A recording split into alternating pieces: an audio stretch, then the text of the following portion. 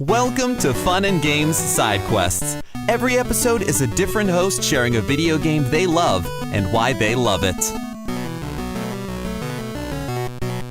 What's up, everybody? My name is Josh Bittick, and I am going to be your host for this episode of Side Quests. A little bit about myself. I am a host/producer over at Borderline Entertainment, where we do a myriad of different content from reviews to reactions, and of course, lots of podcasts. Our tentpole podcast is Game Chat, in which we sit down every week and have a video game variety show. We cover a little bit of news, have fun segments spread throughout the rest of the show, kind of giving you, as it says, a little bit of variety. Other than that, you may have seen me floating around Twitter sometimes over at Josh Bittick, sharing some thoughts occasionally when I have the mental fortitude to deal with social media.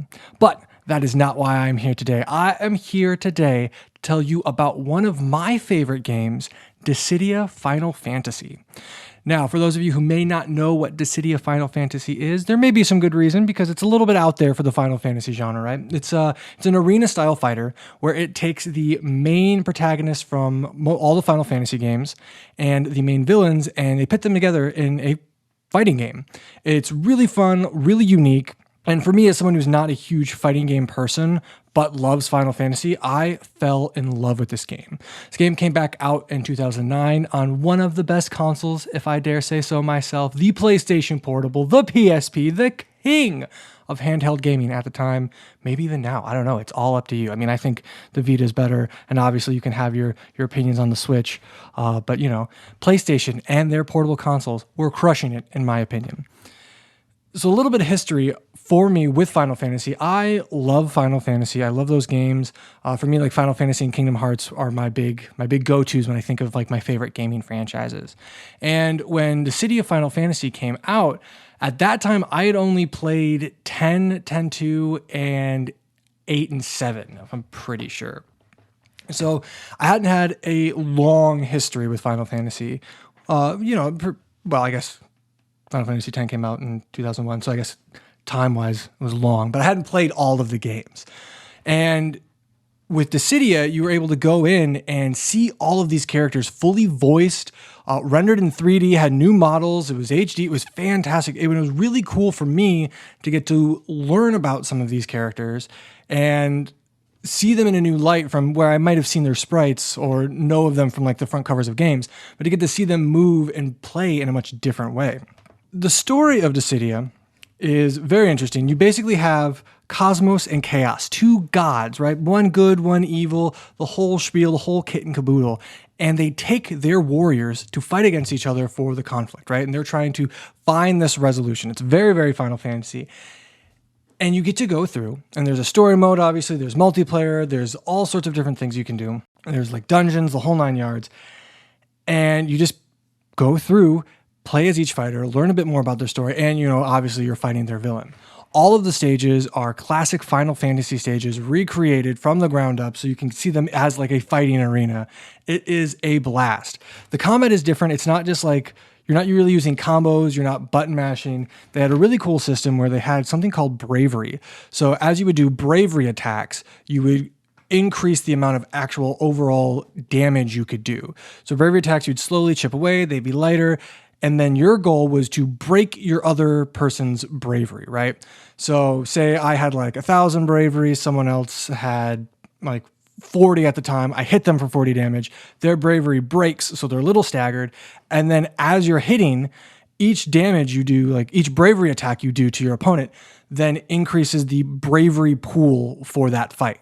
And when you break an opponent's bravery, you get all those points, right? So you can get a max of obviously 9,999, and then you can perform an HP attack. And the HP attack is based off how much bravery points you have. And I know it sounds very convoluted. Of course, it is a Final Fantasy fighting game, so it has to be a little complicated. And the damage you would do is based off your bravery points, and that's how you would win the fight, right? So whoever got their HP down to 0 based off the bravery, then you'd win. But if you do an HP attack, your bravery resets to 0. So if I hit someone for 1,000 damage, my bravery resets to 0, but theirs is intact. So I may do 1,000 damage, but then they could come around and break my bravery, get all the bravery pool, right, and then just kill me in one hit. So a little bit of strategy there. I found it really, really fun because it was really fast paced. You're moving around, and with it being an arena fighter, you could go anywhere in these maps. You could run up walls. You could have those really intense aerial combat fights that you're used to in anime or in the Final Fantasy cutscenes. For me, it was really cool because I love Advent Children, Final Fantasy VII Advent Children, the movie, for those of you who are not familiar. And you could basically recreate some of those fights. I would pit myself all the time against B Cloud, fight Sephiroth, and I would try to recreate those moments. And it was just a ton of fun to be able to take these characters and kind of have them like action figures and play with them in an entirely new way. You could create the fights that you'd saw in your mind while you're playing some of these games. It was fantastic. Of course, there were also many different cosmetics for the characters. So of course, as a big Advent Children fan, I was able to unlock Cloud's outfit from Advent Children, which also then changes up his sword from the Buster Sword to the Fusion Blade. That's really cool. Small details like that were something that I was a huge fan of. And with each character having an alternate costume, it meant there's so much replayability value. As a fan myself, I went through and I made sure like, hey, I'm going to level up everyone and unlock all their abilities, all their weapons, all the stuff. And it was just so much fun to be able to play a Final Fantasy game in an entirely new light. Another big thing is with them all being fully voiced, like as a huge Kingdom Hearts fan, I was familiar with being able to see like Squall and Cloud and Sephiroth, hearing them, knowing what they sound like, knowing like their personalities from Kingdom Hearts. But to be able to see like the warrior of light, the hero who started it all, moving around, talking, having his like leadership qualities go through was really cool. Or meeting characters like Zidane, who I had never really seen before. I knew he was from Final Fantasy IX, but other than that, I didn't know anything about him. So getting to learn like who he was, his personality, was a really cool thing to experience in this new game, and has made me want to go back and replay those games. Aside from that, like everything that you did in Dissidia Final Fantasy 1 like carried over into the sequel game, which was a ton of fun.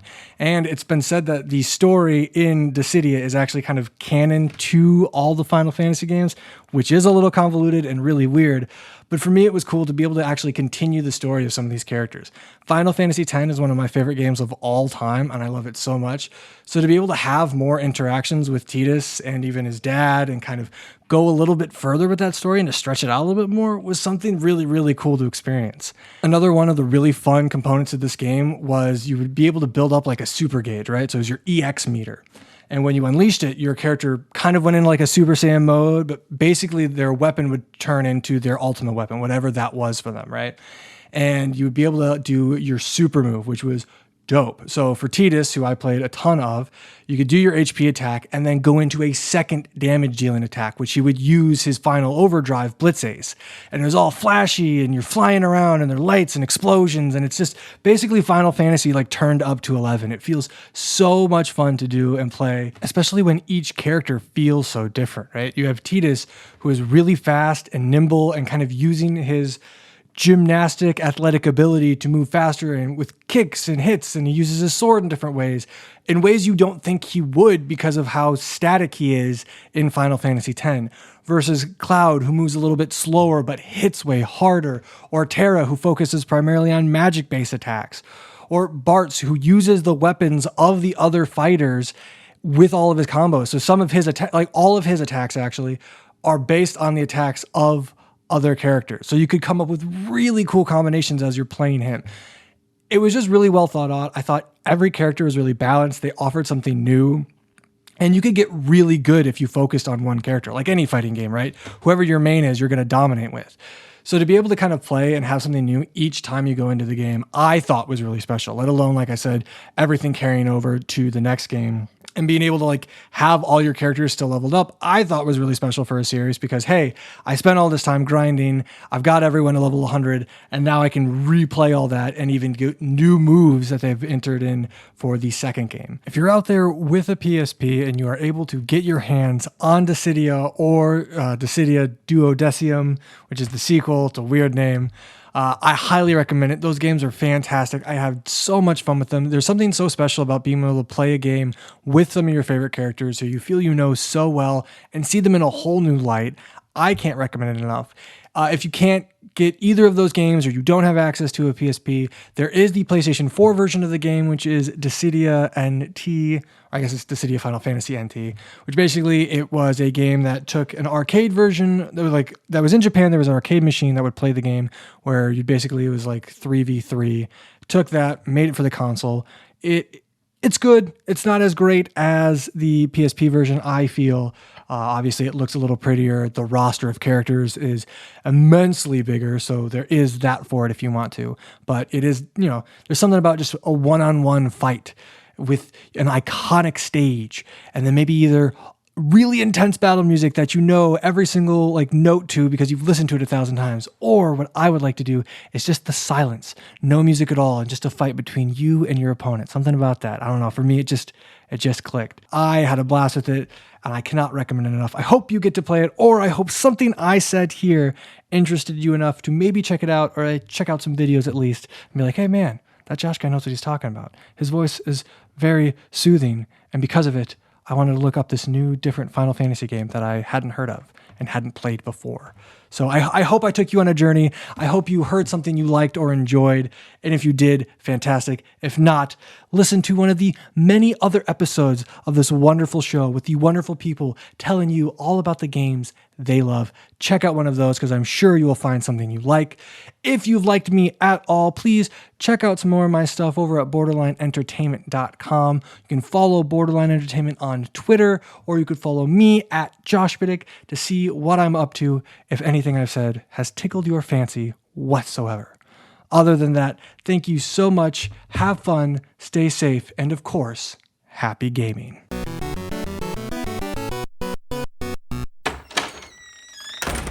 Hey. Oh, hey, Jeff. What's going on, guys? Oh, talking about Superman. Oh, cool. I could talk about Superman. I could talk some more about Superman. We know. I'll bet a few people would want to get in on this.